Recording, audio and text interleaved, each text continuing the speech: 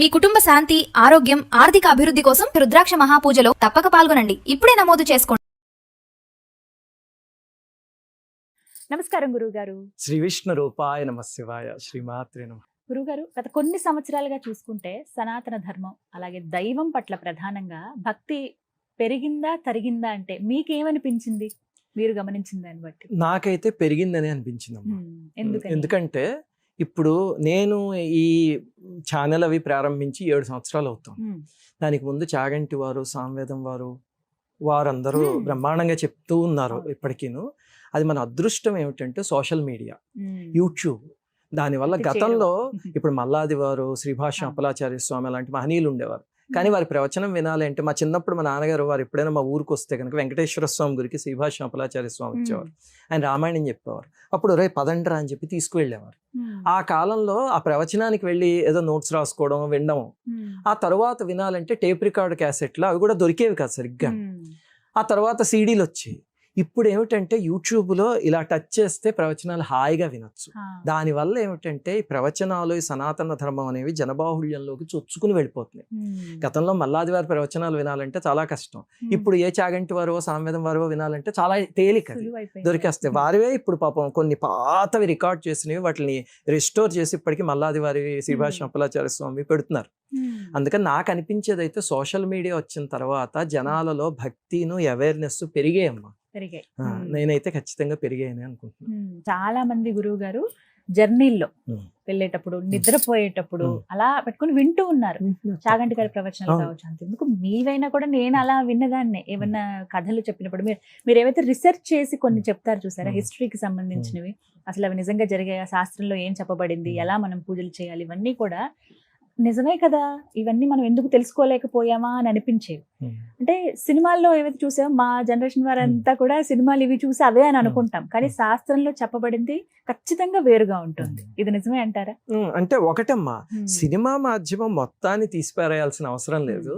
ఎందుకంటే తెలుగు వాళ్ళల్లో అసలు పురాణాలు అనేవి అవగాహన వచ్చిందే సినిమాల వల్ల. ఇప్పుడు మనకి ఎన్టీ రామారావు గారు, ఎస్వి రంగారావు గారు, సావిత్రి గారు, నాగేశ్వరరావు గారు ఇలాంటి వాళ్ళు బోల్డ్ మంది సినిమాలు చేయబట్టే పురాణాలంటే అవగాహన వచ్చింది. కాకపోతే సినిమాల్లో 2-3 రకాలు ఉన్నాయి. మొట్టమొదటిది ఏమిటంటే కొంచెం డ్రమటైజ్ చేసి తీసినవి. అంటే పురాణంలోనో శాస్త్రంలోనో ఇలా ఉందనుకోండి, దాన్ని కొంచెం డ్రమటైజ్ చేస్తారు సినిమా వాళ్ళ, తప్పు లేదు. అదేమిటంటే రక్తి కట్టించడానికి చేస్తారు. కానీ పాత్రలు ఔచిత్యం దెబ్బతిందు. కొన్నిటల్లో కల్పితాలు తీశారు. కల్పితాలు తీసినా సరే పాత్రలు ఔచిత్యం దెబ్బతినకుండా తీశారు. ఉదాహరణకి మాయాబజార్ సినిమా ఉంది, అది చూడని తెలుగు వాళ్ళు ఎవరో ఉంటారు కదా. మాయాబజార్ చూడని ఇల్లు ఉండదు అసలు. మాయాబజార్ మొత్తం కల్పితమే. ఆ సినిమాలో ఒక లైన్ కూడా నిజం కాదు. కాకపోతే పాత్రలు ఔచిత్యం దెబ్బతింది. పరమాత్మ అంటే పరమాత్మ లాగే ఉంటాడు, ఘటోత్కజుడు లాగే ఉంటాడు. అందుకని కల్పించినా సరే ఆ మహాపండితులు, కవులు వాళ్ళందరూ ఔచిత్యం దెబ్బతినకుండా తీశారు.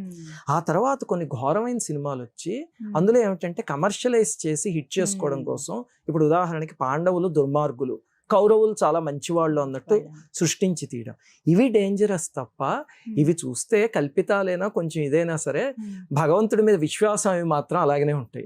అలాగే పెద్దల మీద గౌరవం అవి ఉంటాయి. కొంత అప్పటి జనరేషన్ కి అవి కరెక్ట్, ఇప్పటి జనరేషన్ కి ఇవి.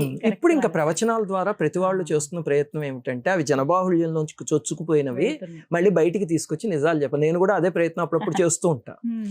అది చేస్తున్నాం అందరూ. ఆ రకంగా అవి సమసిపోతాయని అనుకుంటున్నాం. తెలుసుకోవాలి, గుర్తించాలి, అసలు ఏమిటి నిజాలు ఏమిటనేవి ముందు తెలుసుకోవాలి, మన ధర్మం గురించి, మన శాస్త్రం గురించి. అలాగే గురుగారు, ఎన్నో ధర్మ సందేహాలు ఉంటాయి నిత్య జీవితంలో. అవి ఎన్నిసార్లు విన్నా కూడా ఇంకా అవి సందేహంగానే మిగిలిపోతూ ఉంటాయి. అందులో భాగంగా కొన్ని నివృత్తి చేస్తారని భావిస్తూ, వితంతువుల విషయంలోనండి పూజ, అసలు పూజలు చేయొచ్చా, చేస్తే గనక ఎలాంటి పూజలు వారు చేయాలి, అసలు వాళ్ళు అర్హులా కాదా అనేది ఒక పెద్ద ప్రశ్న. మీ మాటల్లో వినాలనుకుంటున్నాను. మీరు చాలా సమాజానికి ఉపయోగపడే ప్రశ్న అడిగారమ్మా. ఎందుకంటే ఒక జాడ్యం ప్రారంభమైంది. ఏమిటంటే వితంతువులని అవమానించటం అనేది ఎంత ఘోరంగా తయారైందంటే, అది నాకు ఒక ఆవిడ చెప్తున్నారు.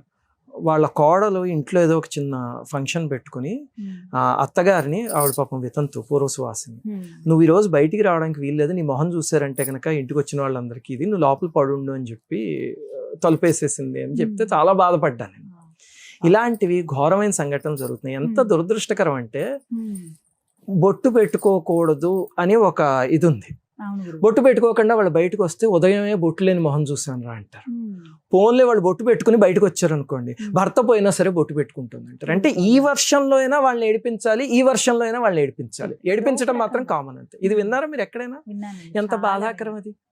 అంటే ఒరే మీరు ఇలా చేదరించుకుంటున్నారని వాళ్ళు బొట్టు పెట్టుకుని వస్తే పెట్టుకున్నారు అని తిడతారు, పెట్టుకోకుండా వస్తే పొద్దున్నే నీ మొహం చూసాము అని తిడతారు. ఇంకా వాళ్ళ పూజలు అవి చెయ్యాలా అనే విషయానికి వస్తేనమ్మా ఒకటి ఆలోచించండి. ఇప్పుడు ఏదో ఒక పూజ తీసుకోండి, ఉదాహరణకి సత్యనారాయణ వ్రతం తీసుకోండి. ఆవిడికి వివాహం కాకముందు సత్యనారాయణ వ్రతం చేసిందా లేదా? చేసింది కదా. అంటే సత్యనారాయణ వ్రతం అనేది భర్త వల్ల వచ్చిందా? రాలా. వివాహం కాకముందు నుంచి చేసుకుంది సత్యనారాయణ వ్రతం. వాళ్ళ అమ్మా నాన్న చేసుకుంటుంటే పక్కన కూర్చుంది వివాహం కాకముందు. మరి భర్త పోయాక అదే వ్రతాన్ని ఆపేయాల్సిన అవసరం ఉంది. భర్తతో రాలేదేది, భర్త తీసుకురాలేదు కదా. భర్త తీసుకురాకుండా ముందు నుంచి ఉన్నది. ఏదో ఆవిడకి రోజు శివుడికి ఏదో చిన్న అభిషేకం చేసుకుంటుంది సాయంత్రం. భర్త పోయాక ఎందుకు ఆపేయడం? ఆ అభిషేకం చిన్నప్పటి నుంచి ఉన్నదే. లలితా సహస్రనామం చిన్నప్పటి నుంచి చదువుకుంటుంది. అందుకని పూర్వసువాసనలు ఏవి ఆపాల్సిన అవసరం లేదు అలాంటివి. కాకపోతే ఇప్పుడు ఒక పేరెంట్ని తీసుకోండి. ఇప్పుడు ఆ పేరెంటానికి ఆవిడ వెళ్ళింది అనుకోండి, అక్కడ ముత్తైదువులు అందరూ ఉంటారు. ఈవిడ ఒక్క ఆవిడ అక్కడ కూర్చోగానే మొట్టమొదటి ఆవిడ మనసు చివుక్కుమంటుందా? ఆ బాధ కలిగించటం ఎందుకు అని కొన్ని సాంప్రదాయాల్లో ఏం చెప్పారంటే అలాంటి వాటికి వెళ్ళడం మానేమన్నారు. అది ఈవిడికే మంచిది కూడా. పర్సనాలిటీ డెవలప్మెంట్ ప్రకారం చూసినా సరే మీరు ఆడ్ మ్యాన్ అవుట్ అంటారు. ఎందుకు అలా అయిపోయి అనవసరంగా ఆవిడ ఇబ్బంది పడడం? అదేదో హాయిగా ఆవిడ ఇంట్లో కూర్చోవచ్చు. అందుకని అలా కాకుండా అక్కడ ఆదరించే వాళ్ళు ఉంటే కనుక తప్పకుండా వెళ్ళండి, తప్పేమీ లేదు. మీరు పూర్వసువాసినుల వైపు నుంచి అడిగారు, నేను జనబాహుళ్యం వైపు నుంచి చెప్తున్నాను, గుర్తుపెట్టుకోండి. జనాలందరికీ చెప్పే విషయం ఏమిటంటే మీరు ఎన్ని పూజలు చేయండి, ఏమి చేయండి, పూర్వ సువాసిని అవమానించారంటే కనుక మీ పూజ మొత్తం బూడిదలో పోసిన పన్నీరట్టే. ఆ పని మాత్రం చేయకండి. అమ్మవారు జనబాహుళ్యానికి బుద్ధి చెప్పడానికే మనకి దశమహావిద్యల్లో ధూమావతి స్వరూపం అని ఉంది. ఆ తల్లి పూర్వ సువాసిని స్వరూపంలో ఉంటారు. ఈ మలినాంబర అని ఆవిడ వర్ణన అలా ఉంటుంది అనమాట. అలాగే జుత్తు కూడా తెల్లబడిపోయి పూర్వ సువాసిని, భర్త లేని స్వరూపంలో చేట అవన్నీ పుచ్చుకుని. మరి పూర్వ సువాసిని అంత తప్పు అయితే అమ్మవారు ఎందుకు తీసుకున్నారమ్మా ఆ స్వరూపం? అమ్మవారు తప్పుడు పనులు ఏమి చేయరు కదా, జగజ్జనని. అంటే అమ్మవారు మనకి బుద్ధి చెప్పదలుచుకున్నారు, ఒరే పూర్వ శివాసిని రూపంలో కూడా నన్ను ఆరాధిస్తున్నారు, మీరు పూర్వ సువాసిని ఎందుకు చేదరించుకుంటున్నారు? ఇలా చేశారంటే కనుక ఇప్పుడు ఏదో ఒక వ్రతం చేసుకున్నారు, వరలక్ష్మి వ్రతం ఏదో చేసుకుని ఇంటికి ఒక పూర్వ సువాసిని వస్తే ఆవిడ అవమానించారు అనుకోండి, ఏ లక్ష్మీదేవి మెచ్చదు. నేను చెప్తున్నా, పూజా మందిరంలో బంగారపు పువ్వులతో పూజ చేయండి, ఈవిడ అవమానిస్తే మాత్రం లక్ష్మీదేవి మెచ్చదు. ఇంటికి వస్తే మీకు ఏదో ఒక పండు ప్రసాదం ఏదో ఒకటి ఇచ్చి పంపించండి, ఏదో ఒకటి చేయండి, అంతే తప్ప ఎందుకు అవమానించాల్సింది? ఇది జనం నేర్చుకోవాలి.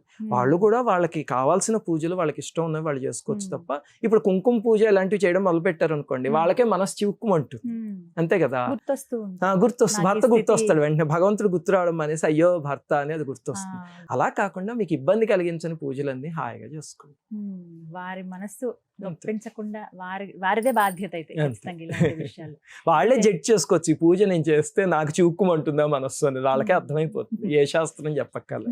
దీనిపైన అయితే ఎన్నో డిబేట్లు కూడా నడుస్తాయి గురువుగారు. అవును, కాదు ఇలాగే చెయ్యాలి, వీళ్ళకి ఇలాగే ఉంది, ఒకసారి భర్త చనిపోయిన తర్వాత తాలిబొట్టు కావచ్చు, మెట్టెలు గాని అన్ని తీసివేయాలి, అసలు బొట్టు గాని ఇవేవి పెట్టుకోవద్దని చెప్పేది ఒక చోట. కొంతమంది అయితే గురువుగారు రంగురంగులవి ఎన్ని సంవత్సరాలైనా, భర్త చనిపోయి దగ్గర దగ్గర 10-15 ఏళ్ళు అవుతున్నా కూడా ఎర్రటి వర్ణం గాని డార్క్ కలర్స్ ఆ వస్త్రాలు కూడా, ఆ చీరలు కూడా ధరించరు. అంటే ఇదే ఇంకా రాసి పెట్టుంది ఇలాగే అన్నట్టుగా భావిస్తారు. అది రాసి పెట్టడం అని కాదమ్మా. ఒకటి ఏమిటంటే పూర్వకాలంలో మీరు చూస్తే కనుక, ఇప్పుడు మా బంధువుల వాళ్ళలో ఒక ఆవిడ ఉండేవారు, చాలా పెద్ద ఆవిడ. ఆవిడ భర్త ఉన్నన్ని రోజులు అసలు ఆవిడని చూస్తే లక్ష్మీదేవి అనిపించేది. పట్టు చీరలు కట్టుకుని బంగారం పెట్టుకుని లక్ష్మీదేవి లాగే ఉండేవారు ఆవిడ. చిన్న వయసులోనే భర్త, ఆవిడకి నాకు తెలిసి అప్పటికి 40 ఏళ్ళు ఎంతో ఉంటాయి, భర్త వెళ్ళిపోయారు. వెళ్ళిపోయిన తర్వాత మేము ఒక నెల రోజులకి వెళ్ళాం మళ్ళీ ఆ ఊరు. వెళితే కాషాయ బట్టలు వేసుకుని ఒక చోట కూర్చుని హాయిగాను ఆవిడకి వైలన్ చాలా బాగా వచ్చు, వైలన్ వాయించుకుంటూ నిర్మలంగా ఆలయానికి వెళ్తూ ప్రతిరోజు వస్తున్నారు. ఏ అలంకరణలు అసలు ముందు చూసిన ఆవిడ ఈవిడైనా ఒకడే అనిపించారు.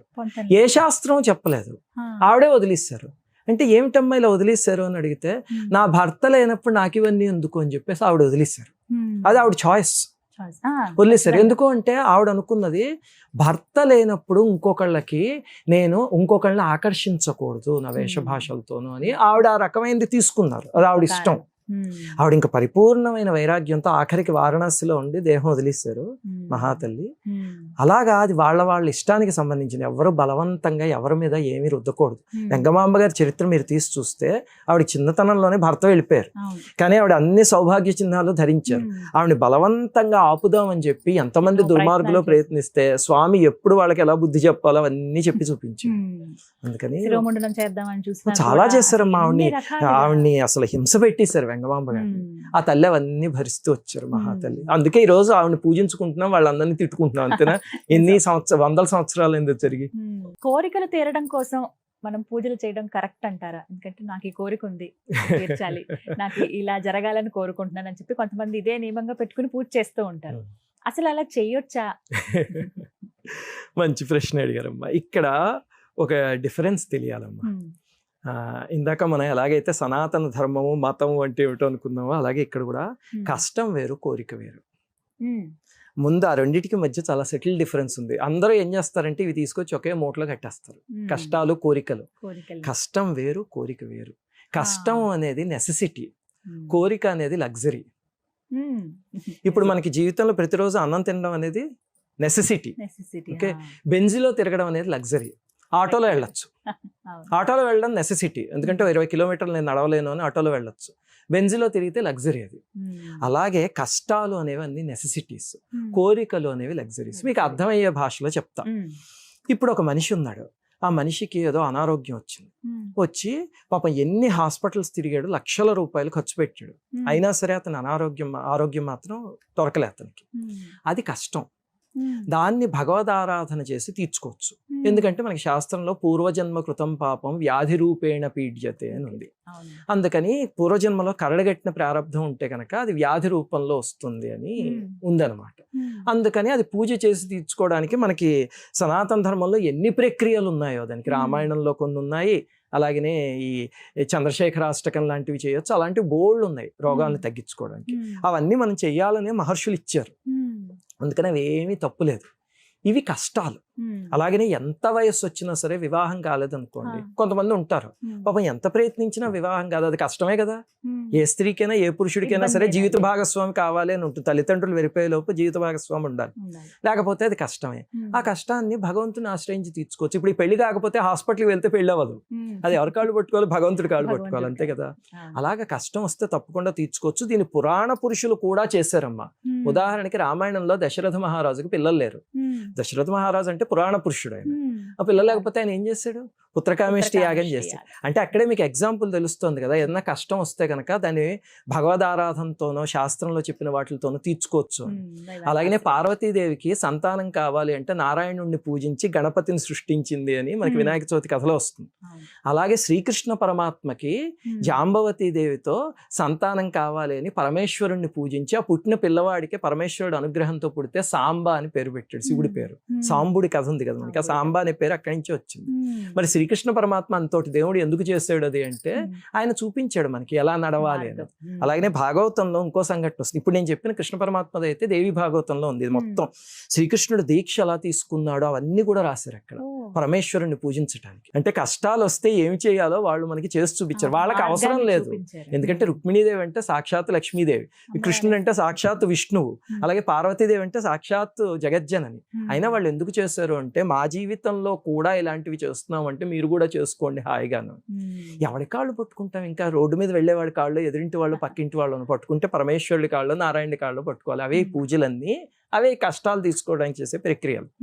ఇంకా కోరికలు అంటారా, ఇప్పుడు ఆ డిఫరెన్స్ ఏమిటో చెప్తా. మా అబ్బాయి ఏదో బీటెక్ ఇక్కడ చేస్తాడు, ఎలాగైనా ఎంఎస్ అమెరికాలో చేయాలి, వాడికి వీసా రావాలి, ఎంతకీ రావట్లేదని వీసా కోసం ఏడ్చేస్తూ నాకు మెయిల్స్ చేసేవాళ్ళు ఎంతమంది ఉన్నారు. అసలు నాకు మెయిల్స్ ఎక్కలే. మీరు చిలుకూరు గుడికి వెళ్తే ఆ గుడి చుట్టూ తిరిగే వాళ్ళందరూ వీసా క్యాండిడేట్లే. అది లగ్జరీ అమ్మా. ఏ అమెరికాలో చదువుకోకపోతే ఇండియాలో ఇన్స్టిట్యూట్స్ లేవా, ఐఐటీలు లేవా? ఐఏఎస్సీని కొట్టగలిగేది ఏముంటుంది? బెంగళూరులో ఐఏఎస్సీ అని ఉంది, వివేకానంద స్వామిని టాటా వాళ్ళు ప్రారంభించారు వాళ్ళు కలిసి. ఐఏఎస్సీని కొట్టగలిగే ఇన్స్టిట్యూట్ లేదు. అక్కడ ఎంటెక్ చేయలేరా? అమెరికాకి వెళ్ళిపోవాలి ఎంఎస్కి. దానికి వీసా కోసం తల్లిదండ్రులు పిల్లలు కూడా బాబాయ్ మా జీవితాలు ఇంకా నాశనం అయిపోయా, వీసా రాలేదు అంటే ఏడ్ చేయాలా? అక్కడ ఇంకా ఆలోచించాలి. అది లగ్జరీ. అవి కోరికలు, ఇవి కష్టాలు. ఇప్పుడు మీకు ఆ రెండింటికి డిఫరెన్స్ అర్థమైంది కదా. కష్టాలు తీర్చుకోవడానికి మన వాటిల్లో ప్రక్రియలు ఉన్నాయి, అవన్నీ హాయిగా చేసుకోవచ్చు. కాకపోతే మీరు ఇందాక ఒక మాట అన్నారు, అది మంచి మాట. ఏమిటంటే ఇంక కష్టాలతోనే భగవంతుడి వెనకాల వెళ్తారా అని గుర్తుపెట్టుకోండి అమ్మా. ఇప్పుడు మీ పిల్లలు ఉంటారు కదా, వాళ్ళని చిన్నప్పుడు ఎల్కేజీ పావు కేజీలో ఎందులో చేరుస్తాం కదా. చేర్చినప్పుడు ఫస్ట్ రోజు మీరు స్కూల్కి పంపించడానికి వాళ్ళకి ఏమి ఇస్తారు చెప్పండి? చాక్లెట్ ఇస్తారా? 100%. ఏ తల్లైనా తండ్రి అయినా చాక్లెట్ ఏదో ఒకటి ఇచ్చి స్కూల్కి పంపిస్తారు. రెండో రోజు ఇస్తారు, మూడో రోజు ఇస్తారు, వారం రోజులు ఇస్తారు. వారం అయ్యాక వాడికి స్కూల్ అలవాటు అవుతుంది. ఆ తర్వాత మీరు ఇప్పుడు మీ పిల్లలు ఏ 10th ఏదో చదువుతున్నారు అనుకోండి, ఈ 10 ఏళ్ల నుంచి రోజు చాక్లెట్లు ఇచ్చి పంపిస్తున్నారు స్కూల్కి? లేదు. అంటే వాళ్ళకి స్కూల్కి అలవాటు అయ్యేదాకా చేస్తారు. అలాగనే భగవంతుడి దగ్గర ఎప్పుడు స్వామి భగవద్గీతలో చెప్తాడు, చతుర్విధ భజంతే మాం జనా సుకృతినోర్జున ఆర్తో జిజ్ఞాసురర్థార్థి జ్ఞానీచ భరతర్షభ అని. నా దగ్గరికి వచ్చే జనాలందరూ 4 కేటగిరీలే వస్తారు. ఆర్తులు అంటే ఈ కష్టాలు ఇవన్నీ ఉన్నవాళ్ళు, జిజ్ఞాసులు, అర్ధార్థులు, జ్ఞానులు.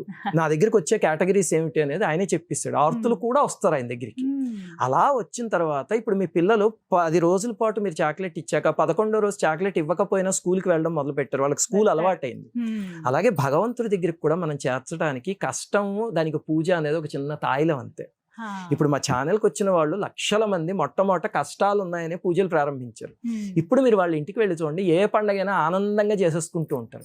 ఎందుకు చేస్తున్నారు ఈ పండగ? కోరిక ఏమిటి అంటే కోరిక ఏమీ లేదు, హాయిగా పూజ చేసుకుంటున్నారు, భగవంతుడికి దగ్గర అయ్యారు. అలాగమ్మా. అందుకని మొట్టమొదటి ఎవడైనా భగవంతుడి దగ్గరికి అలాగే వెళ్తాడు తప్ప నేను మోక్షం కోసం వెళ్తున్నాను, నేను జ్ఞానం కోసం వెళ్తున్నాను అంటే ఏ రమణ మహర్షిలో ఉంటారు. మనలాంటి వాళ్ళు అలా మాట్లాడుతున్నాం అంటే అది అబద్ధం అని అర్థం. ఎవరైనా కోరిక కోసమే వెళ్తారు, వెళ్ళాక భగవంతుడికి ఆకర్షింపబడి ఇంకా హాయిగా నిండు మనసుతో పూజ చేసుకుంటారు. అందులో ఏం తప్పు లేదు. అంతే, ట్రాన్స్ఫర్మేషన్. చిన్నపిల్లాడు స్కూల్ ఎగ్జాంపుల్ అంతే. అలాగే గురువుగారు, అంటే పూజలు చేసినంత మాత్రాన మనం చేసిన పాపాలన్నీ నశించేస్తాయా అని అడుగుతూ ఉంటారు కొంతమంది. వాటికి సమాధానం? మంచి ప్రశ్న. మీరు చాలా ప్రాక్టికల్ క్వశ్చన్స్ అడుగుతున్నారు. ఇలాంటి ఛానల్లో కూడా అడుగుతూ ఉంటారు, మాకు తీరిక కుదరక చెప్పం. సరే, ఇప్పుడు చెప్తా. ఒకటి ఆలోచించండి అమ్మా, మనకి పాపకర్మ ఉంటుంది, పుణ్యకర్మ ఉంటుంది. కర్మ అంటే 2 ఉంటాయి. మళ్ళీ సామాన్యంగా కర్మ అనేది అందరూ దుష్కర్మకే ఉపయోగిస్తారు, కానీ పుణ్యకర్మ ఉంటుంది, పాపకర్మ ఉంటుంది. ఈ కొండలో ఇది అకౌంట్స్ అనుకోండి, ఇది ఒక అకౌంట్, బ్యాంక్ అకౌంట్, ఇది ఇంకొక బ్యాంకుల అకౌంట్. ఈ అకౌంట్లు ఎంత ఉన్నాయన్న దాన్ని బట్టి మన జీవితంలో సుఖంగా ఉన్నామా, కష్టాల్లో ఉన్నామా అనేది తెలుస్తుంది. ఈ పాపపు కర్మ కొండంత ఉందనుకోండి, ఈ పుణ్యం ఇంతే ఉందనుకోండి, అప్పుడు మన లైఫ్ అంతా కష్టాలే ఉంటాయి. అవి అనుభవిస్తూనే ఉంటాం, ప్రతిరోజు ఎంత అనుభవించినా తరగదు. ఈ కొండ పెద్దది ఉందనుకోండి, సుఖాలు అనుభవిస్తూ ఉంటాం. అంతే, అది వెరీ సింపుల్. మనం మంచి పని చేస్తే ఈ కొండ పెరుగుతుంది, పాడు పనులు చేస్తే ఈ కొండ పెరుగుతుంది, అంతే. అయితే ఇప్పుడు మీరు అడిగిన ప్రశ్న, పూజలతోనూ వాటితోనూ దీన్ని కరిగించుకోవచ్చా అని, అది 2 మార్గాలు ఉన్నాయి. మొట్టమొదటిది ఏమిటంటే, ఇప్పుడు మీరు కాదు, ఎవరో ఒక అతను ఉన్నాడు, ఒక కార్మికుడు, పాపం ఉద్యోగం లేను, అతను 1,00,000 రూపాయలు అప్పు చేస్తాడు అనుకుందాం. అతనికి 1,00,000 తీర్చడం ఎంత కష్టం, చాలా కష్టం. దాంతో ప్రతి నెల పాపం అతను ఏదో రిక్షా తొక్కుని ఏదో చేస్తున్నాడు. చేస్తుంటే ప్రతి నెల అతనికి వచ్చే సంపాదన కొన్ని వేలు ఎందో ఉంటుంది. ఈ 1,00,000 రూపాయలు అప్పు తీర్చాలి అంటే వచ్చినట్టే పోతూ ఉంటుంది, ఇంకా తిండి కూడా గడవదు, అంతేనా? ఇప్పుడు అతనికి 100 కోట్లు సంపద దొరికింది అనుకోండి, ఈ 1,00,000 అప్పు అలాగే ఉంది, 100 కోట్ల సంపద దొరికింది. అప్పుడు ఈ నొప్పి తెలుస్తుందా? తెలియదు. 1,00,000 అక్కడే ఉంది, కానీ ఆ నొప్పి తెలియదు, అంతే కదా. ఇది కూడా సేమ్ అదే అనాలజీ తల్లి. ఏమిటంటే, ఇక్కడ మన పాపం ఎంత ఉంది, పూజ చేస్తారనుకోండి, పుణ్యక్షేత్రాలకు వెళ్ళారనుకోండి, దానాలు చేస్తారనుకోండి, వీటి వల్ల పుణ్యం పెరుగుతుంది. ఇది మనం విపరీతంగా పెంచేసుకున్నాం అనుకోండి, అప్పుడు ఇది అక్కడే ఉన్నా సరే అసలు మనకి దాని ఇంపాక్ట్ తెలియదు. మనం అది కరిగిపోయింది అనుకుంటాం, కానీ కరగదు, అది అక్కడే ఉంటుంది, కానీ దీనివల్ల తెలియదు అది. అంటే ఇప్పుడు వీడికి 100 కోట్లు వచ్చాక వీడి 1,00,000 తీర్చాలంటే 1 నిమిషంలో తీర్చేసుకోవచ్చు, దానివల్ల ఈ నొప్పి అతనికి తెలియదు. ఇది పెంచుకోవడానికి పూజలు, పుణ్యక్షేత్రాలు, దానాలు ఇవన్నీ ఒక మార్గం. రెండోది ఏమిటంటే, ఈ పూజా ప్రక్రియల్లో వాటిల్లో కొన్నిటికి కర్మని కరిగించే శక్తి కూడా ఉంది, కొన్నిటికి పుణ్యాన్ని పెంచే శక్తి మాత్రమే ఉంటుంది, కొన్నిటికి కర్మని కరిగించే శక్తి ఉంటుంది. వాటిని పట్టుకుంటే కనుక కర్మని కూడా కరిగించుకోవచ్చు. ఇప్పుడు ఉదాహరణకి మీరు కనకధార స్తోత్రం తీసుకోండి. అక్కడ ఒక పేద బ్రాహ్మణి ఇంటికి శంకరాచార్యుల వారు వెళ్ళారు. ఆవిడికి పాపం అసలు తినడానికి తిండి లేదు, కట్టుకోవడానికి సరైన బట్టలు లేవు, పూరి ఇల్లు అది. అది చూసి ఆయన బాధపడి అమ్మవారిని, అమ్మ నువ్వు వీళ్ళకి సంపద అనుగ్రహించాలి, కనకధారికి ముందు కొన్ని శ్లోకాలు ఉన్నాయి, అవి చదివితే తెలుస్తుంది. అమ్మ నువ్వు వీళ్ళకి సంపద ఇవ్వాలి అంటే లక్ష్మీదేవి కనిపించానికి, మనోనేత్రానికి చెప్తుంది, వీళ్ళు పూర్వజన్మలో ఏ పుణ్యము చేయలేదు, వీళ్ళకి దుష్కర్మ ఉంది, నేను ఇవ్వను అని చెప్పేసి అమ్మవారి వైకుంఠానికి వెళ్ళిపోతారు ఆయన కనిపించి. అప్పుడు ఆయన కనకధార చేసి ఆవిడ కర్మని కరిగించి ఆవిడ ఇంటి ముందు బంగారు పుసిరికాయలు కురిపించారు. కనకధార స్తోత్రానికి కర్మని కరిగించే శక్తి ఉంది, అందులో తీసుకొచ్చి ఆయన మంత్రశక్తిని నిక్షిప్తం చేస్తారు. అందుకే ఆర్థిక సమస్యలు ఉన్నవాళ్ళు బోలెడంత మంది కనకధార స్తోత్రం చదివితే ఇప్పటికీ ఆ కర్మ కరిగి, ఇది చెయ్యకపోయినా సరే ఈ స్తోత్రం వల్ల కర్మ కరిగి బాగుపడిన వాళ్ళు ఉన్నారు. నియమం ఉంటుందా గురువు గారు? అంటే స్తోత్రాలకి నియమాలు తక్కువ అమ్మా. మంత్ర సాధన చేయాలంటే ఈ కనకధారస్తవానికి మూలం కమలాత్మిక మంత్రం, ఇందాక నేను చెప్పింది. అది చేయాలంటే అమ్మో ఎన్ని నియమాలు ఉంటాయో, చాలా శ్రద్ధగా చేయాలి, చాలా కష్టం అలాంటివి చేయడం. కానీ కనకధార స్తోత్రం చదువుకునేటప్పుడు నియమాలు చాలా తక్కువ ఉంటాయి.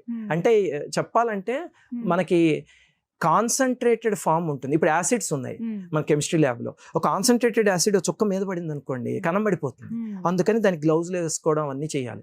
డైల్యూట్ అయిపోయింది అనుకోండి, ఏ సల్ఫ్యూరిక్ యాసిడ్ ఏదో ఒకటి, అప్పుడు అది చుక్క పడినా సరే ఏం అవ్వదు. అలాగే ఇప్పుడు మీరు నిమ్మకాయ పిండుకు తాగేశారు అనుకోండి, సిట్రిక్స్, అది లోపల ప్రమాదం. అది దాన్ని చక్కగా నిమ్మకాయ నీళ్లు కలుపుకుని తాగారు అనుకోండి, డైల్యూట్ చేసి. మంత్రం కాన్సన్ట్రేటెడ్ ఫామ్ అయితే స్తోత్రం డైల్యూటెడ్ ఫామ్. స్తోత్రం ఎవరైనా చేసుకోవచ్చు, దానికి పెద్ద నియమాలు ఏమీ ఉండవు. మామూలుగా ధర్మబద్ధమైన జీవితం నడుపుకుంటుంటే ఎవరైనా చదువుకోవచ్చు. అందుకే మన ఛానల్లో స్తోత్రాలే చెప్పేది. మంత్రాలు మేము ఎప్పుడు ఎందుకు చెప్పామంటే మంత్రాలకి చాలా నియమాలు ఉంటాయి అని చెప్పి స్తోత్రాలు మాత్రమే చెప్తూ ఉంటాం, ఎవరైనా చేసుకోవచ్చు ఈ విధంగా. అందుకనే అంటే కేవలం ఇందాక మీరు అన్నారు 2 విభజించారు, పుణ్యపు రాశి, పాపపు రాశి అంటూ ఉంటాయని. అయితే ఈ పాపపు రాశి ఏదైతే ఉందో గురుగారు, ఇది జన్మల నుంచి వచ్చేదేనా, ఈ జన్మదేనా? అంటేనమ్మా ఈ కర్మలో 3 యూనిట్స్ ఉంటాయి. ఒకటేమో సంచిత కర్మ అంటారు. సంచిత కర్మ అంటే ఇప్పటికి మనం మానవ జన్మని ఒక 100 సార్లు ఎత్తుందాం అనుకోండి. ఇంతకు ముందు ప్రతి జన్మలోనూ పాప పనులు చేసినవన్నిటి డిపాజిట్ని సంచిత కర్మ అంటారు. చాలా పెద్ద డిపాజిట్ ఉంటుంది అది. అంటే మన రూపాయల భాషలో చెప్పాలంటే కొన్ని 100 కోట్లు ఉంటుంది. కానీ ఈ జన్మ తీసుకున్నప్పుడు మరి 100 కోట్ల అప్పు మనం ఒక జన్మలో తీర్చలేం కదా, అందుకని ఈఎంఐ అనేది ఒకటి ఉందా. ఇప్పుడు ఎవడైనా ఒక 2 కోట్ల అప్పు తీసుకున్నాడు, నెక్స్ట్ మంత్ నువ్వు 2 కోట్లు శాలరీలో కట్ చేస్తావు అంటే అంత శాలరీ ఉండదు ఎవరికి. దాంతో ఏం చేస్తారంటే ఈఎంఐ అని చిన్న చిన్న పార్ట్స్, వాటిని ప్రారబ్ధ కర్మ అంటారు. అంటే మనకు ఆ సంచిత కర్మ అనేది పెద్ద బ్యాగేజ్ ఏదైతే ఉందో, పాపం రవిడు అదంతా అనుభవించలేడు, చేసేటప్పుడు చాలా ఆనందంతో చేస్తాడు కానీ అనుభవించలేడని ప్రకృతి జాలితో ఏం చేస్తుందంటే అందులోంచి ఒక పార్ట్ తీసుకొచ్చి ఇచ్చి మనకి జన్మని పుట్టిస్తుంది. దాన్ని ప్రారబ్ధ కర్మ అంటారు. ఆ బ్యాగేజ్ పుచ్చుకుని వస్తాం, దాన్ని అనుభవిస్తూ ఉంటాం. అందుకే పుట్టినప్పటి నుంచి కష్టాలు, కన్నీళ్ళు ఏవో ఒకటి ఉంటూ ఉంటాయి కదా ఎవరో ఒకళ్ళకి, అవన్నీ ఆ ప్రారబ్ధ కర్మ వల్ల వచ్చేవి. అంతటితో మనం ఆగుతామా? ఈ జన్మలో మనం చేస్తాం, దాన్ని ఆగామి కర్మ అంటారు. అంటే మనం కొత్త అప్పు చేసుకుంటున్నాం అనమాట. పాత అప్పు ఈఎంఐ ఒకటి కట్టాలి, దాంతోపాటు ఇంకొక పర్సనల్ లోన్ తీసుకున్నాం, దాన్ని కూడా చెల్లించాలి. ఇదంతా వెళ్ళి మళ్ళీ ఈ జన్మ అయిపోయాక ఎంత అనుభవించాం అంతా అయ్యాక మళ్ళీ ఆ సంచిత కర్మలో యాడ్ అవుతుంది, ఆ పెద్ద డిపాజిట్ లో మళ్ళీ అక్కడి నుంచి వస్తుంది. అలా ఉంటుందమ్మా కర్మ 3 స్టేజెస్ లో. అలా ఇందాక మీరు చెప్పినట్లుగా ఒక్కొక్కటి చేసుకుంటే వాటిని కూడా కరిగించుకునే అవకాశం ఉందమ్మా. అందులోనూ కర్మలో ఇంకొక 2 ఉంటాయి, ఇది కూడా చాలా జాగ్రత్తగా తెలుసుకోవాలి, అందరూ తెలుసుకోవాలి. మంచి ప్రశ్న అడిగారు మీరు. ప్రబల కర్మ, దుర్బల కర్మ అని ఉంటాయి. దుర్బల కర్మ అంటే దాన్ని మీరు పూజ ఏదో ఒకటి చేసేసి కరిగించేసుకోవచ్చు. ప్రబలమైన కర్మ ఉంటుంది, దాన్ని మాత్రం కరిగించడం చాలా చాలా చాలా కష్టం. దానికి ఏదో తపస్సో మంత్ర సాధన విపరీతంగా చేసో లేకపోతే ఎవరో మహాత్ములు అనుగ్రహించో దాన్ని కలిగించగలరు తప్ప ప్రబల కర్మని కరిగించుకోవడం చాలా కష్టం. ఆ ప్రబల కర్మ ఉంటేనే జీవితంలో ఇంకా చాలా దారుణంగా ఉండి అది ఎవ్వరూ తీర్చలేనటువంటి కొన్ని సమస్యలు ఉంటాయి. ఎలా ఏర్పడుతుంది? కొంతమంది పాపం పుట్టినప్పటి నుంచి ఇబ్బందులు ఉన్న వాళ్ళు కొంతమంది ఉంటారు. ఎందుకు ప్రకృతి అలా పుట్టించింది? ఎందుకు అలా పుట్టించి? ప్రకృతికి ఎవరి మీద పక్షపాతం ఉండదు కదా. మరి పాపం ఈ శిశువుని ఎందుకు అంత ఇబ్బందితో పుట్టించి ఇంకా జీవితకాలం ఇబ్బందితోనే ఆ శిశువు బతికేలాగా ఎందుకు చేసింది ప్రకృతి అంటే, ఉదాహరణకి పూర్వజన్మలో ఎవరినో హత్య చేసి వచ్చాడు అనుకోండి, దాన్ని మరి ప్రకృతి ఎలా హత్య చేసినప్పుడు చాలా ఆనందంగా చేస్తూ ఉంటాడు కదా, అది ఏదో కక్షతోనో. నిన్నో ఈ రోజు ఎవరిదో పంపించాడు మా అడ్మిన్, 5 రూపాయల కోసం అని ఎవరో ఒక వృద్ధుడిని చంపేసాడు ఎవరో ఒకరు. ఎంత ఘోరం అది, దారుణం అది. ఖచ్చితంగా అది ప్రబల కర్మ, దాన్ని అనుభవించి తీరాలంతే, దాన్ని తప్పించలేదు. ఎన్ని పూజలు చేసినా సరే పుణ్య అకౌంట్ పెరుగుతుంది తప్ప ఆ కర్మ మాత్రం తరగదు. అలా కాకుండా చిన్న చిన్న ఉంటాయి, దుర్బల కర్మలు అంటారు వాటిని. అంటే మనం చేసిన చిన్న చిన్న పాపాలు. ఇప్పుడు ఎవరినో ఒక దంపతుల్ని చెప్పుడు మాటలు చెప్పి విడగొట్టారు అనుకోండి, తర్వాత వీళ్ళకి వైవాహిక జీవితంలో ఇబ్బంది రావడం లేకపోతే వీళ్ళకి పెళ్లి కాకపోవడం జరుగుతుంది, అది దుర్బల కర్మ. దాన్ని పూజ చేసేసి తొలగించుకోవచ్చు హాయిగా. అది అందుకే కొంతమంది మా కష్టాలు పూజలు చేస్తే తీరిపోయాయి అంటారు, కొంతమంది తీరలేదంటారు. ఏమిటి దానికి ఆన్సర్ అంటే ప్రబల కర్మ ఉంటే తీరదు, దుర్బల కర్మ ఉంటే తీరుతుంది. ఆ ప్రబల కర్మ కూడా తీవ్రమైన జపం కానీ తపస్సు కానీ చేయగలిగితే దాన్ని కూడా తీర్చుకోవచ్చు. అందుకే వ్యత్యాసం చూస్తామండి గురుగారు. చాలా మంది ఇదే దేవుడు వాళ్ళకి కనికరించాడు కానీ మాకు కనికరించలేదు అని ఒక మాట అనేస్తూ ఉంటారు. అదే కారణం, దైవనిందే. ఇప్పుడు మీకు బ్యాంకులో 10 లక్షల అప్పు ఉంది అనేది తెలుస్తుంది, దాన్ని ఈ నెల తీరుస్తామా ఎన్ని నెలల్లో తీరుస్తామా అని తెలుస్తుంది. దురదృష్టవశాత్తు కర్మ ఏమిటంటే ఎంత డిపాజిట్ ఉంది అనేది మనబోటి వాళ్ళకి తెలియదు, మహాత్ములు అయితే చూసి చెప్పగలరు దివ్య దృష్టితో. అలాంటప్పుడు సాధన చేసుకుంటూ కొంచెం కొంచెం కరిగించుకోవడం. అది ఇంత ఉంది అనుకోండి, కరగడానికి టైం పడుతుంది, ఇంతే ఉంటే వచ్చే నెల కరిగిపోతుంది కర్మ అంతే. అయితే నేను విన్నాను గురుగారు, గురు సాంగత్యంలో ఉన్నా గానీ గురువు గారి దగ్గర సేవ చేసుకున్నా కానీ ఇవి కొంతలో కొంత నివృత్తి అవుతాయి అని అంటారు. అమ్మాయి కర్మ కరిగించుకోవడానికి పూజ ఒక మార్గం అయితే, అంతకన్నా బెస్ట్ మార్గం ఏమిటంటే ఆర్తులకి సేవ చేయడం. ఏదో ఒక రూపంలో సేవ చేయండి ఆర్తులకి, చేస్తే కనుక ఖచ్చితంగా కర్మ తీరుతుంది. మీకు ఒక ఉదాహరణ చెప్తా. అది ఒక మహాత్ముడి దగ్గర జరిగిన సంఘటన. ఏమిటంటే ఒక ఆయనకి విపరీతమైన ఉబ్బసం, దాంతో పాపం ఎన్ని ఆస్తమా, ఎన్ని హాస్పిటల్స్కి వెళ్ళినా ఏం చేసినా ఆయనకి తగ్గలేదు. తగ్గకపోయేసరికి అంటే ఇంకొక ముఖ్యమైన విషయం ఏంటంటే, నేను చెప్పాను కదా అని ఆ ఆస్తమా ఉన్న వాళ్ళందరూ దీనికి రిలేట్ చేసేసుకోకండి, ఇది ఒక సంఘటన మాత్రమే, అంతేగాని దీన్ని జనరలైజ్ చేయడం ఎక్స్ట్రాపులేట్ చేయడం చేయకూడదు. ఒకళ్ళ జీవితంలో జరిగిన సంఘటన. ఎందుకంటే ఈ మధ్యకాలంలో ఏ చెప్పినా సరే దాని నుంచి అపార్థాలు తీస్తున్నారు, అందుకని ముందే చెప్తున్నాను. అయితే ఏమైందంటే ఒక మహాత్ముడి దగ్గరికి వెళ్ళాడు. వెళితే ఆయన ఏదో సాధన చేసుకో తగ్గుతుంది అంటే ఇంకా ఆయన్ని వేధించడం మొదలు పెడితే అప్పుడు ఆయన చెప్పాడు, పూర్వజన్మలో నువ్వు ఒకళ్ళకి ఊపిరి ఆడకుండా తలకు ఒకటి చుట్టేసి చంపేశావు, అందుకే నీకు ఇది ఇచ్చింది. అప్పుడు ఇతనికి అర్థమైంది ఏమిటంటే, కొన్నేళ్ల క్రితం నాడీ గ్రంథానికి వెళ్ళాట, వెళితే వాళ్ళు కూడా అదే చెప్పారు అని ఇప్పుడు గుర్తొచ్చింది మహాత్ముడు చెప్పాక. అప్పుడు ఏం చేయాలి అని అడిగితే ఆయన ఈ రకమైన సమస్యలు ఉన్న హాస్పిటల్స్ తీర్చే ఉంటాయి కదా, అక్కడికి వెళ్ళి వాళ్ళకి సేవ చేయని చెప్పారు. అతను తీవ్రంగా సేవ చేయడం మొదలు పెట్టేసరికి, అతను చాలా సంపన్నుడే, పాపం ఇబ్బందితో రాత్రి అయితే నిద్ర పట్టేది కదా, సేవ చేయడం మొదలు పెట్టేసరికి అది తగ్గడం మొదలు పెట్టింది. అది చూసారు కదా, ఇప్పుడు కర్మ అనేది అలా పనిచేస్తుంది. అలా చెప్పే వాళ్ళు కూడా అలాంటి మహాత్ములు, పూర్వజన్మ జ్ఞానం ఉన్న వాళ్ళు, అలాంటి వాళ్ళు ఉంటే అప్పుడు తెలుస్తుంది. వాళ్ళు కూడా సామాన్యంగా జన్మాంతర జ్ఞానం ఎప్పుడు చెప్పరు. సాధన చేసే వాళ్ళకైతే కనుక వాళ్ళని చూస్తే అర్థం అవుతుంది వీళ్ళు ఏం కర్మ చేస్తుంటారు అని, కానీ వాళ్ళు సామాన్యంగా చెప్పరు, ఎందుకంటే అవతల వాళ్ళలో తీసుకునే అంత మెచ్యూరిటీ ఉండదు. ఇప్పుడు ఈయన ఏదో అది కరిగించుకోవడానికి చేశాడు, కరిగింది సంతోషం, కానీ వాళ్ళు అలా తీసుకోరు, వాళ్ళు వేరే రకంగా చూస్తారు. అందుకే ఎప్పుడు కూడా జన్మాంతర జ్ఞానం ఎవరికి ఇవ్వరు. అలా చెప్పకూడదని కూడా అంటారు కదా, కూడదమ్మా, అన్నట్టుగా వేరే అర్థాలకే వెళ్ళిపోతుంది. కరెక్ట్, అది తెలిసినా సరే చెప్పకూడదు. అలా జ్ఞానం గురించి మాట్లాడేటప్పుడు అండి, జ్ఞానం అంటే అది వైరాగ్యమేనా, జ్ఞానం పొందాము అని అంటే గనక అనేది ఒక పెద్ద ప్రశ్న ఈ రోజుల్లో. అంటే ఇంక జీవిత వైరాగ్య స్థితికి వెళ్ళిపోయామంటే ఇంక ఈ భౌతిక ప్రపంచంతో మనకి ఇంకా సంబంధం లేదు అనే స్థితికి వెళ్ళిపోతున్నారు చాలా మంది. ఆ మార్గంలోకి వెళ్ళాలన్నా కూడా భయపడే పరిస్థితి. అలాంటి వీడియోలు కానీ అవన్నీ ప్రవచనాలు కానీ అవి మాకు వద్దండి, దేవుడి గురించి చెప్పండి, పూజల గురించి చెప్పండి, వింటాం అని అంటారు తప్పితే అసలైనది ఏమిటి, పరమార్థం ఏమిటి మన పుట్టుక అనేది తెలుసుకోవడానికి ప్రయత్నిస్తారు. మీకు మళ్ళీ అర్థం అవడానికి ఒక తేలిక ఎగ్జాంపుల్ చెప్తా. ఇప్పుడు ఒక కుర్రాడు ఉన్నాడు, అతనికి లవ్ ఫెయిల్యూర్ అయింది అనుకున్నాం, ఈ కాలంలో సామాన్యం కదా. ఒక గదిలోకి వెళ్ళి తలుపేసేసుకుని నాకు ఇంక ప్రపంచంతో సంబంధం లేదు, నాకు ఎవడో వద్దు, నేను ఎవరితోనూ మాట్లాడను అని గడుపుతున్నాడు. రమణ మహర్షి లాంటి జ్ఞాని దేనికి అంటకుండా ఎవరితో సంబంధం లేకుండా ఆయన బతుకుతున్నారు. ఇద్దరిది ఒకటే కేసా? కాదు. ఇతనిది విరక్తి, ఆయనది వైరాగ్యం. ఆ రెండు, విరక్తికి వైరాగ్యానికి చాలా సెటిల్ డిఫరెన్స్. ఇతనిది విరక్తి, మళ్ళీ రేపు పొద్దున అతనికి కావాల్సింది వస్తే మళ్ళీ ఫుల్ స్పీడ్తో వెళ్ళిపోతాడు. ఏంది వైరాగ్యం. వైరాగ్యం వచ్చిన వాళ్ళు భగవద్గీతలో పద్మపత్రం ఇవాంభస అంటారు. అంటే తామరాకు చూడండి ఎప్పుడు నీళ్లలోనే ఉంటుంది, కానీ ఒక బొట్టు కూడా మీరు ఇలా పైకి తీసి ఒక దులిపితే క్లీన్ అయిపోతుంది, అంటే ఒక ఇంత తడి కూడా ఉండదు, కానీ ఎప్పుడు ఉండేది నీళ్లలోనే. రమణ మహర్షి లాంటి మహనీయులు, జ్ఞానులు అలా ఉంటారు. అది వైరాగ్యం, అది జ్ఞానం వల్ల వస్తుంది. అదొక ప్రీరిక్విజిట్ కూడా. మెల్లిగా జ్ఞానం వైరాగ్యం అనేవి ఇలా ఒకదానితో ఒకటి పెనవేసుకుని ఉన్నవి. అది రెండోది విరక్తి. ఈ విరక్తి పుట్టించే ప్రక్రియలు కొన్ని ఉన్నాయి, అలాంటి వాటికి వెళ్తే జీవితం అంటే విరక్తి వస్తూ ఉంటుంది. ఈ మధ్య కొన్ని మార్గాల్లో అయితే మీరు పెళ్లి చేసుకోకూడదు, మీరు అలా ఉండిపోవాలి, అవన్నీ ఏమిటంటే బలవంతంగా వాళ్ళని తీసుకురావడం. రమణ మహర్షి వివాహం చేసుకోలే, ఎందుకంటే ఆయన బ్రహ్మజ్ఞాని, ఆయనకి అవసరం లేదు చేసుకోలే. మామూలు ఒక బ్రహ్మచారికి వివాహం అవసరం సృష్టిని ముందుకు నడపడానికి. వాడిని ఒక సాధనా మార్గంలోకి ఎందుకులోకి తీసుకువెళ్ళి నీకు అందరూ సోదరీమణులు అవుతారు, నువ్వు ఎవరిని వివాహం చేసుకోకూడదు అని చెప్పారు అనుకోండి, అప్పుడు వాడిని గోతిలోకి దింపుతున్నారు అని అర్థం. అది తప్పు. మనకు అర్థం అవుతుంది అసలు శాస్త్రంలో ఏం చెప్పారో. ఇప్పుడు రాముడో పాండవులో ఏది పాటించారో కృష్ణ పరమాత్మ, అది మనం పాటించవలసిన మార్గం. అది మన అందరికీ ఉదాహరణ కింద ఉండడానికి రాములు వారు అలాంటి వాళ్ళు చూపించారు. అది జ్ఞానులతో మాత్రం మనం కంపేర్ చేసుకోకూడదు. అందుకే ఒక చోట ఒక అంటారు, యూ షుడ్ నాట్ ఇమిటేట్ అజ్ఞాని, యూ కెనాట్ ఇమిటేట్ జ్ఞాని అని. నిజమండి, అదైతే చాలా అంటే ఇప్పుడు వచ్చిన ఆలోచన వైరాగ్యం అని అనగానే ఇదే ఆలోచన వస్తుంది. అది విరక్తమ్మ, వైరాగ్యం అది ఖచ్చితంగా విరక్తి అవుతుంది. ఎందుకంటే మళ్ళీ బౌన్స్ బ్యాక్ అవుతారు. అంతే అవుతారు. ఈ విరక్తి వచ్చిన వాళ్ళు అంటే ఒక బంతిని ఇలా వెనక్కి లాగుతున్నారు అని అర్థం. ఏదో ఒక నాడు వదులుతారు, అంతకన్నా డబుల్ స్పీడ్తో అది అటుపక్కకి వెళ్ళిపోతుంది. అది జ్ఞానం వచ్చిన వాళ్ళు, వైరాగ్యం వచ్చిన వాళ్ళు అయితే వాళ్ళ జీవితం. మీరు రమణ మహర్షి పుస్తకాలు చదవండి, నిజమైన జ్ఞానం, నిజమైన వైరాగ్యం అంటే ఏమిటో అర్థం అవుతుంది.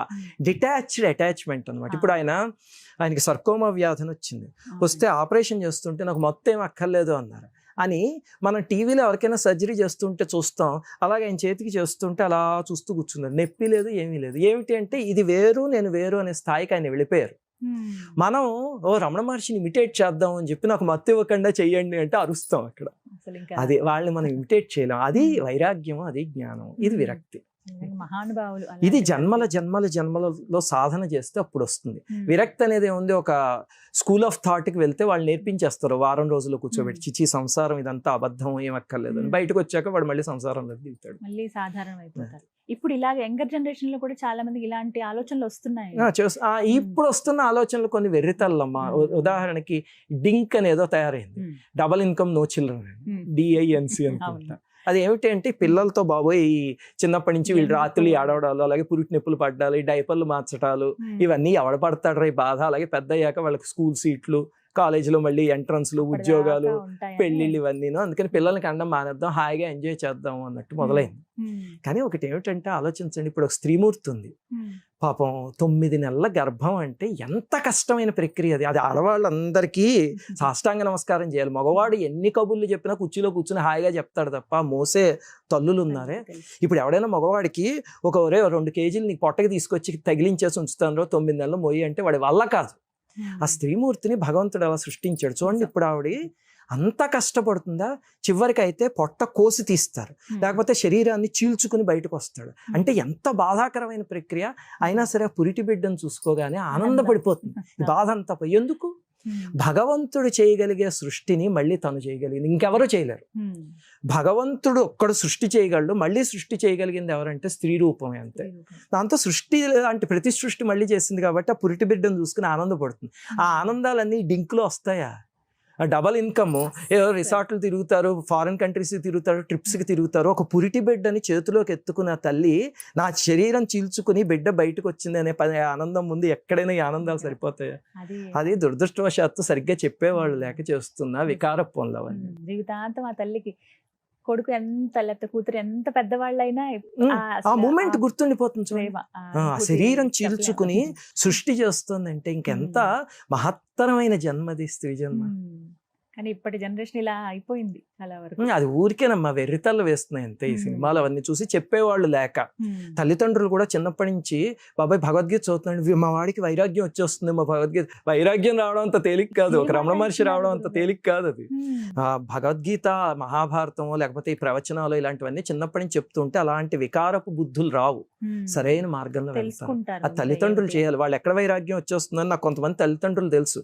నువ్వు వెళ్తే పబ్బుకి వెళ్ళరా పర్లేదు, కానీ శ్లోకా క్లాసులకు మాత్రం వెళ్ళకు అనేవాళ్ళు ఉన్నారు.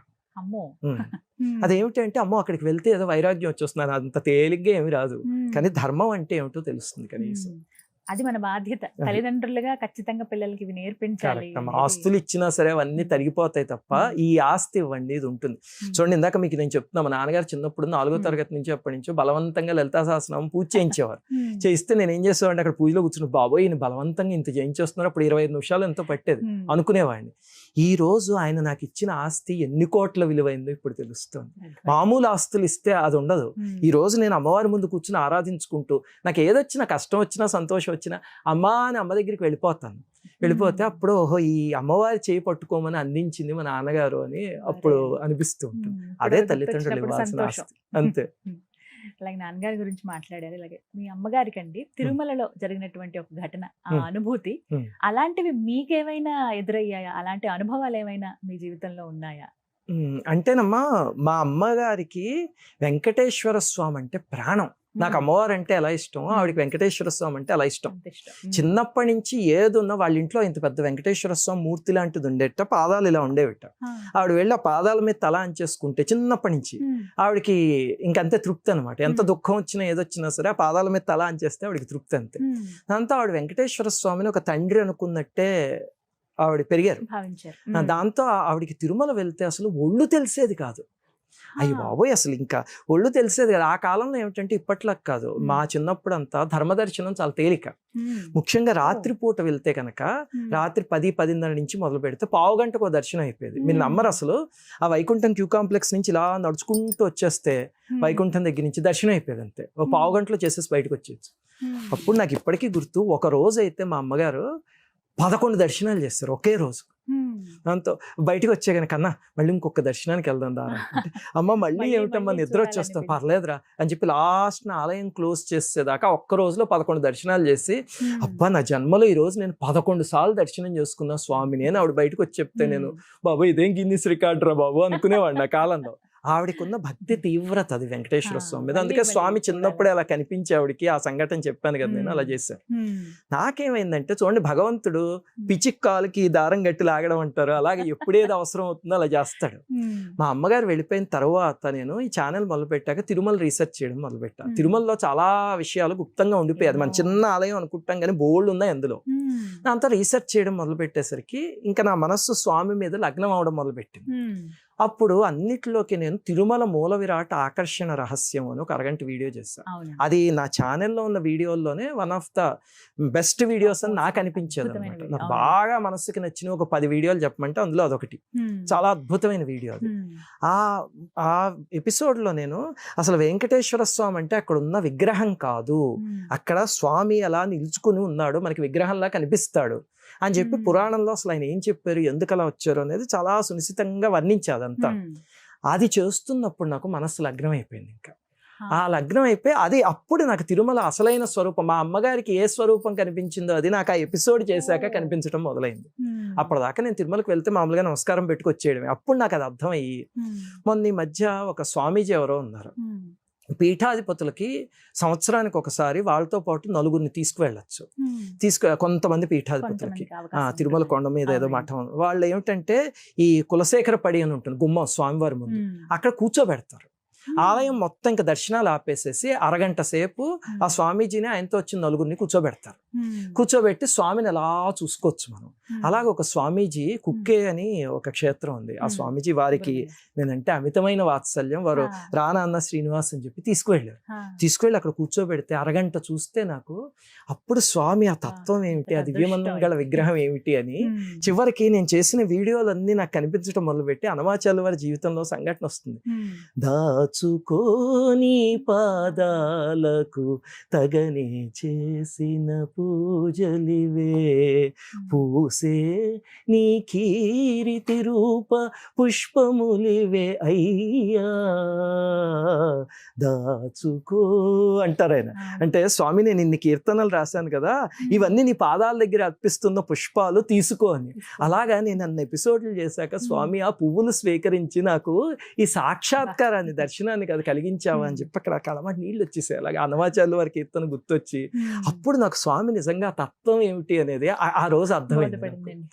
అది మా అమ్మగారికి జరిగినట్టు మహత్త అంటే కాదు, కానీ నా జీవితంలో స్వామి చేసిన మహత్త వెంకటేశ్వర స్వామి ట్రాన్స్ఫార్మేషన్. మా అమ్మగారి భక్తి ఏమిటో నాకు అప్పుడు తెలిసింది. అలాగా భగవంతుడు జరిగిన సంఘటనలు వేరే వేరే ఉన్న రామాయణం వాటి వల్ల ఈ తిరుమలకి సంబంధించింది అయితే ఇది నేను మర్చిపోలేని సంఘటన.